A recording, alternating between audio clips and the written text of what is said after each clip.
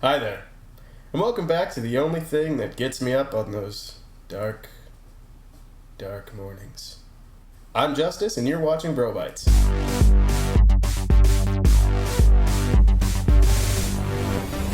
What we're going to be talking about today is the studs and duds of fantasy football through the first 2 weeks. And the way we've done this is we've taken a few criteria into account, obviously points, positional ranking, and most importantly, ADP or average draft placement.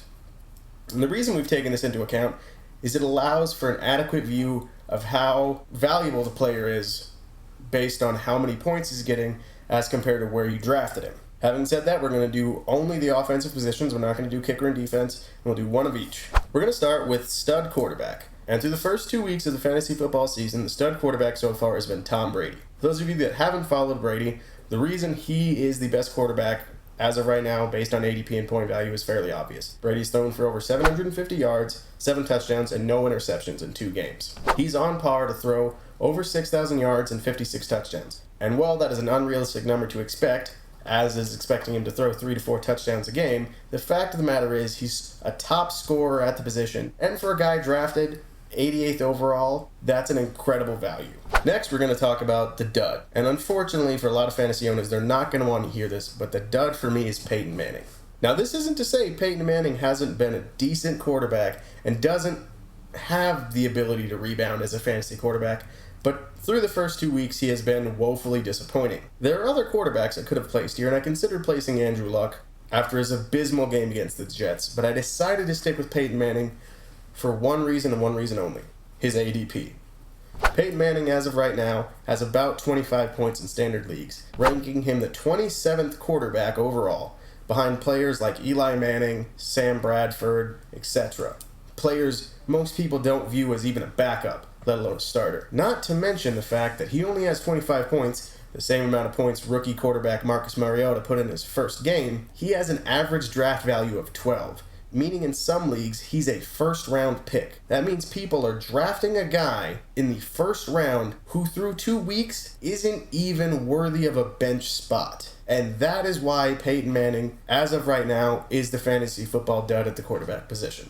The next position we're going to talk about is running back, and we're going to start with our stud, DeAngelo Williams. The reason why I picked DeAngelo Williams through the first 2 weeks, even though I know the fact that Le'Veon Bell is coming back as the starter, is the production he has put up at the position. DeAngelo Williams has been outstanding for Pittsburgh in the wake of the Le'Veon Bell suspension. And this is a guy that's drafted in the 150 to 160 range. DeAngelo Williams has put up 234 yards and 3 touchdowns for Pittsburgh in 2 weeks, making him top 10 in running backs in fantasy and PPR leagues. He has been superb for a player that a lot of people wouldn't draft because of the fact that he's a backup. But he's been fantastic, he had a cheap value, and in the event Le'Veon Bell has a slow start, he's still a flex option, and in the end, Pittsburgh is a run-heavy offense. He's a great handcuff to have. Now, the dud at the running back position is Detroit running back Joique Bell. Joique Bell is the obvious pick here because of the fact that Detroit viewed him as the bell cow back coming into the season, but he never really came back from injury.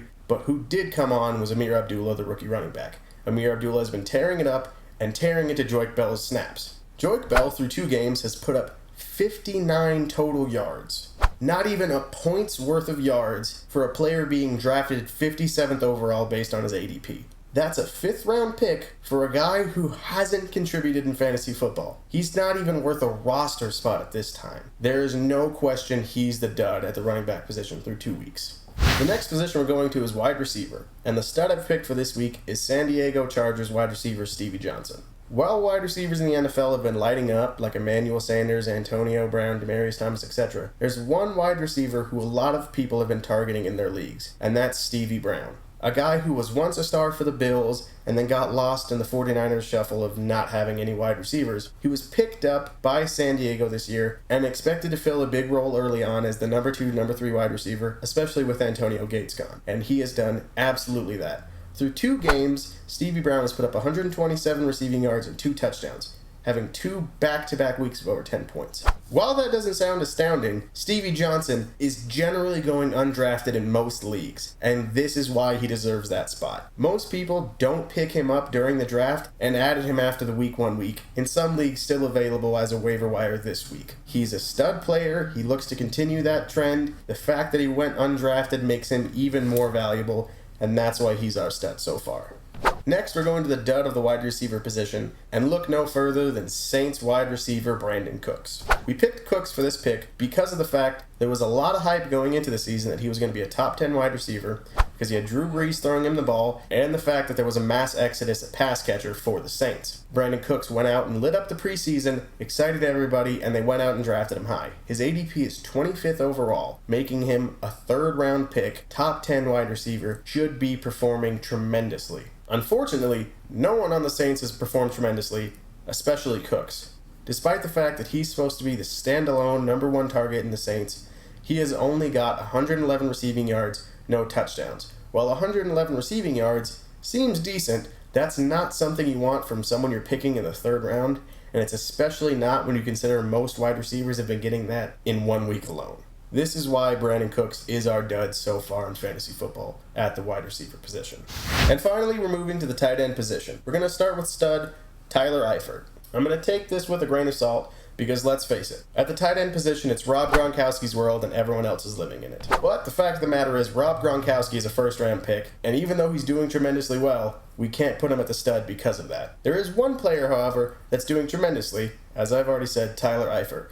The tight end for the Cincinnati Bengals has been tremendous through 2 weeks of play and has already posted 153 receiving yards and 3 touchdowns, showing no signs of slowing down. He's had back-to-back over 10-point weeks and looks tremendous as a fantasy option. But the biggest thing is the fact that his ADP is 190, meaning he's undrafted in some leagues. He was a big waiver wire target in week 1. Chances are he's not available in your league anymore to be able to pick up, but I recommend him as a trade target. Andy Dalton seems to have great rapport with him, and I think he's going to be great this year. And last, but almost least, is the dud at the tight end position, Zach Ertz. Now this pick comes with a disclaimer in that I believe Zach Ertz can be a good tight end and a good fantasy option. I like his skill set, I like his ability to catch the ball. The problem seems to be Chip Kelly doesn't. Kelly seems to like Brent Selleck's blocking style, and Sam Bradford just doesn't seem to want to throw the ball to Zach Ertz. Example being, Zach Ertz has only put up 5.9 fantasy points in standard leagues through 2 weeks of football. Sam Bradford threw the ball over 50 times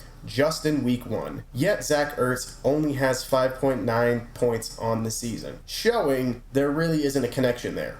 Hopefully it can be rebuilt or established to begin with, and he can turn it around, but as of right now, he's not doing well. His ADP is anywhere from 90 to 105 depending on how people value tight ends, but that means he's being drafted over guys like Kyle Rudolph and Tyler Eifert, and he has no output. That is why Zach Ertz is our dud at the tight end position.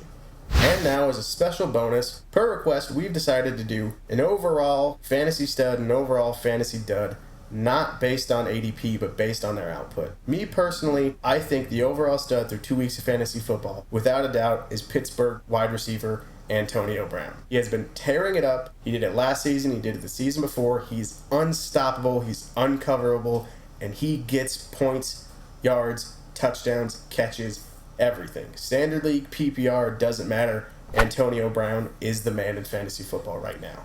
And now, for my overall fantasy dud through 2 weeks of play. This is going to be a controversial pick. People are going to disagree with me, but I'm choosing tight end Jimmy Graham. It's become pretty clear that the Seahawks don't intend to feature him in the passing attack when they go to their number 3 wide receiver and throw him the ball 8 to 9 times. And it's so bad, Jimmy Graham himself has expressed frustration with the team and the way he's being handled and the fact that he's not getting the ball. He has under 20 points, and some people draft him as early as the 1st round. I know I said I wasn't taking ADP into account, but that's a big deal. Jimmy Graham is a failure at tight end so far in the season, not a starter, and tremendously disappointing. That's all we have for you. Thank you so much for watching. If you liked it, hit the like button, hit the subscribe button. We'll see you soon for a brand new video. I'm Justice, and this is Bytes.